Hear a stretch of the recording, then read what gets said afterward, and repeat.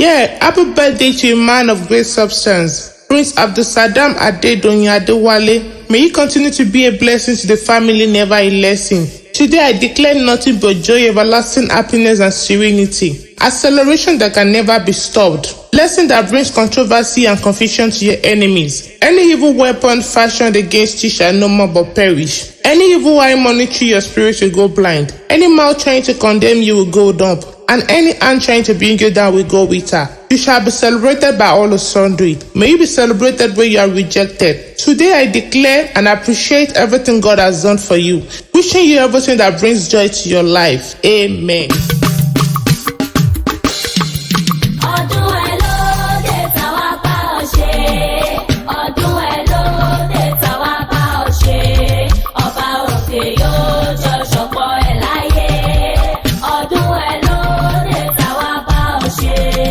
Ẹwà tómi ìyá ń jó ìmọ̀ bí olórí tí ń gbẹ̀yàn rí ní ìbádẹ́yàn tèmi. Ibì kan náà láti gbẹ̀yàn rí kádàrá ò papọ̀ ni. Gbogbo ẹni tó bá ń fẹ́rẹ̀ kó bá ń kí ẹni retí sọjọ́ bí lónìí kọ́jọ́ bí rẹ̀ kó mọ̀ ṣe dọjọ́ bí. Ǹlẹ́ Prince Abdulsalam Adédoyin mo kí ọ kú ọjọ́ bí òní. Lágbára Elédùmarè ẹ̀rín tẹ́kùn yọrí rẹ̀ ò ní bá wọn rí. Ọba mọ́sálá ìdúpẹ́ fún ọba mi Olódùmarè ọba tó dá ọ sí tí òjò dá láìsí. Ọ̀pọ̀ tó tó ọ lọ́jọ́ orí ti kú. Àìmọye ló ti jìn sọ́fì ayé. Ìfiyẹ̀wọ́ mo fi ń dúpẹ́ fún ọba mi Olódùmarè ni. Ìgbà wọn bí ọ sílé ayé o. Gbogbo ẹbí ń dunnú o. Páwọn ti bí ọmọ ológo tí ó ṣe é bínú. Dákunjẹ́ ń bá ìdúpẹ́ fún Olódùmarè ọba. Ọ̀dádá ti rí dá. Ológo àjọbọ. Alágbẹ̀dẹ ayé. Alágbẹ̀dẹ ọ̀run. Mọ̀rímọ̀rí o. Mọ̀rímọ̀rí tí ń tún ní ẹni tí ó sùn wọ́n ṣe. Ọba tó dá ayé, tó ní ayé, tí ò lè kúrò láyé tó wà. Ọmọ aráyé ò ní dá ọ ní àgàrà. Ọlẹ́yìn ọdún kan ní òní. Odò kan ayé rẹ̀ ò ní kan. Ó dé jù wọn ní yọ gbé. Ó dé ta tiẹ̀ ò ní ta. Ọdẹ ènìyàn ní nìlọ. Ọ̀daràn ní parun. Àrùn burúkú ò ní filé rẹ̀ ṣe bùgbé. Ó dé fàáfà yóò ní bọ̀. Ó déje méje méje là ń kájọ́. Ayé ò ní dájọ́ kún fún ọ. Ó dẹ́jọ́ ní rógun ẹjọ́. Ìṣelógo rẹ̀ ò ní fàbí òjòjò. Ọ̀ní fọjọ́ lọ́jọ́ lọ. Ọdẹ sàn ní sáná ní. Ọ̀ní sànkú. Ọ̀ní ṣàìsàn. Ọdẹ wà ó mọ̀ wà ní. Wọ́n lóminú àgbọn kì í gbóná ayé rẹ̀ ò ní gbóná. Ominú àgbọn kì í korò. Ọ̀ní mọ̀ korò títí ayérayé.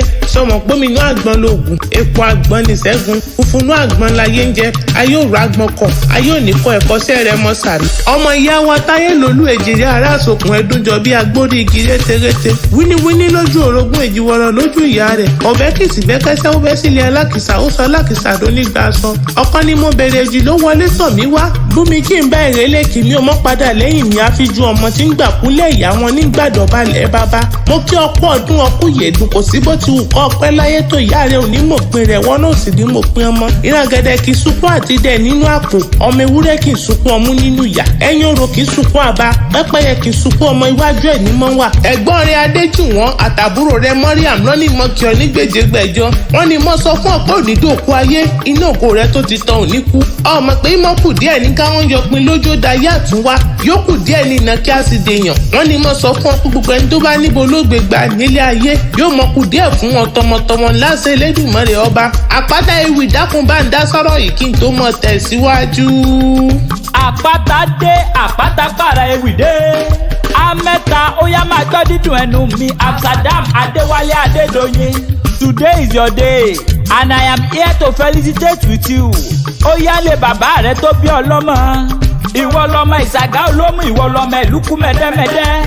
Ìwọ lónígbà àjòjò gbọdọ̀ wọ àjòjì tó bá wọ gbòòrò onítọ̀hún á ti dẹni ẹbọra. Lájọlé bàbá tó bí ọlọ́mọ, ìwọ lọmọ aborí ọ̀tá kẹ́ndíkẹ́ndí. Ìwọ lọmọ arìn kórùn kú, ó débùjì, ó rìn dẹ̀ndẹ̀kẹ̀. Ìwọ lọmọ àfijáde bẹ́gbẹ́ ẹlẹ́rù. Ìwọ lọmọ ọmọ tójú ìyá ìjọba. Ọmọ ìsokùn àdánwó. Ọmọ ọba aládé tí ń fọba jẹ. Ọmọ ajíwájíwá ìlẹ̀kẹ̀. Ọmọ onílùú òfé ó tú. Ọmọ oríire ń dádé. Máa wọlé máa rọra. Asan Bobo, happy birthday to you, oh, and I personally wish you long life and prosperity. Ìyá ń jó ìwọ́jà, ó yá wá máa bọ́rọ̀ náà sójàre. Ó yá nídìí ilé ìyá tó bí ọlọ́mọ. Ǹlẹ́ ọmọ Ìbàdàn nílé Olúyọ̀lé ọmọ jẹ̀gbíjẹ̀kára àwọn ọmọ fi kararun fọ́rin mu. Ọmọ tí ń gbọ́ sásá ogun mọ́mọ́sà. Ọmọ gbéyẹyẹ mọ́mọ́yà. Àgbàlá òjò ìlú Àjàyí Ògídú Olú ọmọ kànga àjípọn. ìlú ìbíkúnlé alágbàlá ìtayà, ìlú ògúntọ́lá olódò kẹ̀ríkẹ̀rí lójú okun ọwọ́ kẹ̀mbẹ̀rẹ̀ bí ìjà, ibi olè tí ń gbẹ́jàre olóhun, oní mi òjò ọmọ tí ń rólú owó, ọ̀la mi òjò ọmọ tí ń gbọ́gbọ́n yàn ké, òjò mọ́bàálẹ̀ mi jẹ́ bóyá ọlọ́run lè fè níbùnmi, ìbàdàn bó bá mèrè wọn lè máa wà dá wọn, bó bá màá yín nìké ìbàdàn ọ̀ lè máa yín nípadà títí ayérayé, ìbàdàn olú olúyọ̀lé tí ò díje, ìbàdàn olú olúyọ̀lé tí ò dìjà, ọmọ pé ẹlẹ́yẹlé lomi ọmọ láìpò amọ́mu, àsójì rẹ̀ lómi àbùwẹ̀ ẹbù mú bàdàn, ìbàdàn nígbàrá ilé òun nígbàrá òde, mo kí ọkọ ọdún ọkú ìyèdùn, owó kì í wọ́n olókun tòjò tẹ̀rùn, owó ní wọn kò sí bó ti wù kọ́ ọpẹ́ láyé tó, òní báyé fọlápìtàn, òní mọ sàárẹ̀ ọmọ, ìyá rẹ̀ òní mọ sàárẹ̀ rẹ̀.